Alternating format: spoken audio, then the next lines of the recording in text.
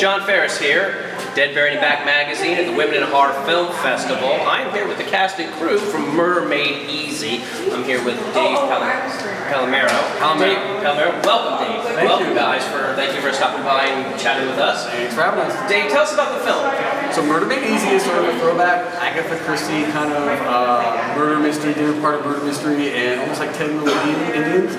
And we wanted to make a film that was small and simple, had one location and not a lot of characters. And Tim and I are the writer. We both love murder mysteries, and so that's what we came up with. This is Tim Davis, the writer.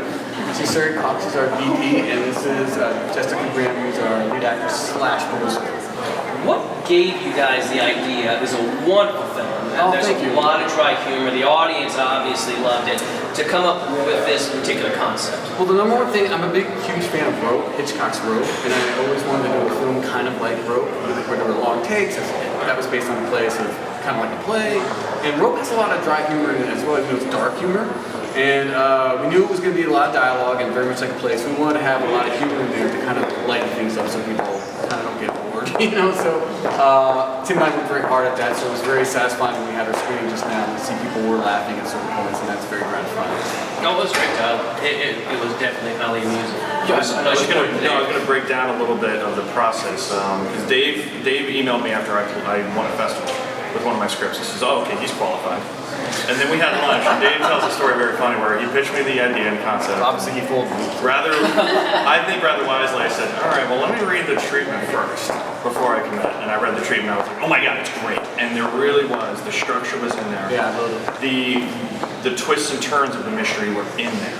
But dialogue and fleshing out the characters and making it three-dimensional was all there. And it sounds like that's very limiting. Sometimes we're like, as a writer, you're like, I just want the blank page, I want the ideas flow. But actually, it's much better to have that, like, okay, he knew exactly what he wanted. And it was almost like I was like the first person he was directing as far as like how the story was going to go and the rules of the story and things of that nature. Wow. So how long did it take you guys to put the project together from start to finish? From when we initially started when we started shooting? I would say it's about a year and a half. 2 years? More like 2 years, yeah. 2 years. So it was exactly 2 years. I think it was November 14th we first had lunch because it was holidays. I had to deliver you a first draft by Christmas. It was 2 years. And then we shot in September of 2016. 2016, it was 2 years, yeah. Well, wonderful. So overall, I guess by the initial reaction, you guys were very pleased. Oh yeah, it was great to see. But this is Women at Heart. We didn't talk to these people. Absolutely. That's my spot to get there. It's like, okay, now ladies. These guys. Well, I I mentioned it before. It's great they're doing this because we have a female producer, female DP. We had a female hair and makeup / visual effects. Crystal was our visual effects and hair and makeup person. And on set, it was basically 50-50. So I think that's a really awesome thing that they're doing here. So yeah, tell us, how much fun did you have on this film? Well, it was really fun, actually. It was a very fun challenge. You know, it was when Dave called and pitched it to us. He's like, I'm going to do this film, and I'm going to do it in like hardly any takes, hardly any shots. It's going to be almost like a play, and I was like, awesome, because I have a theater background, and I hadn't done any theater in a long time, and so I was very excited about that fun challenge, and it was really, really cool to be able to just keep going in a scene, whereas in film you're usually in these little tiny chunks, and so I got to really like kind of rest in the character and enjoy just like letting it flow. And then, funny enough, the next year I got cast in a play, and I hadn't done theater for like, 15 years, but I'd done Murder Made Easy, and so I wasn't as rusty as I would have been otherwise. It was also fun because I got to act opposite my real life and creative partner, Christopher Soren Kelly, which was very fun. So it's always nice to be on set with your honey. It adds a chemistry to it too. I mean, there was a natural chemistry that just comes across, and you can't imitate that. It's got to be there, if that makes sense.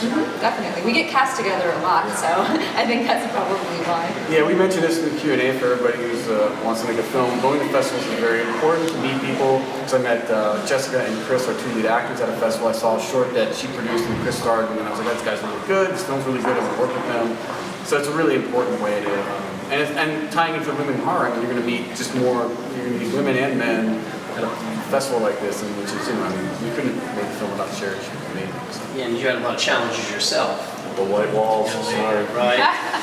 No, I think every film, anytime you want to say, I have an idea, this is what I'm going to put into the world, you're only going to be met with challenges and challenges, and it's every time you overcome one, and then that gives you a little energy and a little boost, and then there's another one and another one, and you just take that and use that to motivate and energize, you know, every single day until for my end of it, they call rap.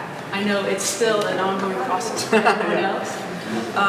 But the other thing, I was kind of thinking about, you know, this long take, this thinking, when I came on board, this vision of this long take Hitchcock's rope thing, and you're thinking as a filmmaker, there's too many limitations.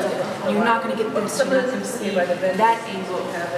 The beautiful thing I think about the long form features and long form takes is, as Jessica was saying, she can sit back in the character. As an audience member watching it, you actually get to sit back into the film. It's not cut in ways that are telling you where to look here, look here, look here. You just receive an experience and you can kind of self-explore a space. And I think that sets Mermaid Easy apart from a lot of what we're seeing on television and in the cinemas right now. And I think it also goes to when you start with this hunch feeling, I want to do something like this, I don't know how yet, it becomes this very unique final product that has a very creative, personalized stamp. Well, it's very much written like a play. In fact, we sent the script Mermaid Easy to some script contests. We knew we were going to make the film, we wanted to get some feedback. It was sent to Nichols, which is like one of the biggest. And they wrote back, well, this is interesting, it's good, but why is this a film? Why are you making this a film? I mean, it seemed like a play. So we kind of did it ass backwards. Normally, with like, even Broken, some of those other films, they were plays before they were filmed. So it'd be kind of interesting one day to maybe take on Mermaid Easy as a play. That would be really fun to do. That'd be really fun. And so we like before we skipped the adaptation, we skipped the fact that there was a play, went right to the adaptation. So, but it was fun, challenging. I'm looking forward to doing another film that's shot completely normal. But going back to something, I was just going to say, going back to something Sherry said, you found some interesting angles.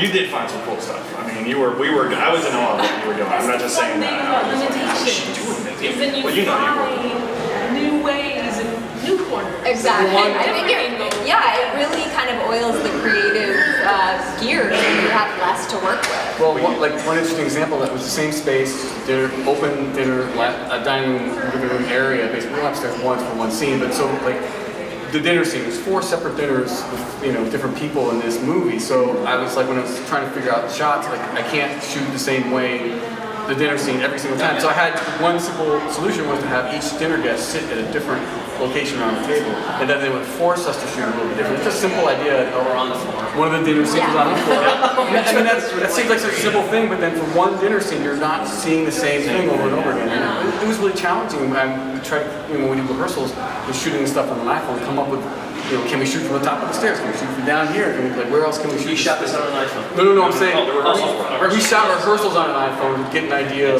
do a visual storyboard, but when I was doing that, trying to come up with shot ideas, I would be thinking that, what are the different angles we can try to figure out?